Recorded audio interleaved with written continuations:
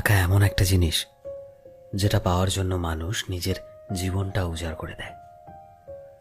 মানুষ বলে যে টাকা সবকিছু হয় না, কিন্তু সত্যি তো এটাই যে টাকা ছাড়া মানুষের কোনো অস্তিত্ব নেই। হাসপাতালের অসুস্থ মানুষটা জীবনে বাঁচা মরার সাথে লড়াই করে চলেছে, কিন্তু ডাক্তারের প্রথম কথা হলো আগে টাকা জমা করো, তারপর চিকিৎসা হবে। স্কুলে পড়লে টাকা, কলেজে শিক্ষা নিতে গেলেও টাকা, আর চাকরিতে সম্মান টাকার কাছে হার মেনে যায়। কোথাও গেলে টাকাটাই সবার আগে দরকার হয়। টাকা থাকলেই মানুষ মানুষকে মানুষ ভাবে।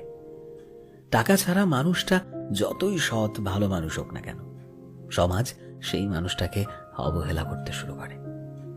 বাস্তব তো এটাই যে টাকা শুধু দরকারই হয় না, আজকের মানুষের প্রয়োজন হয়ে উঠেছে।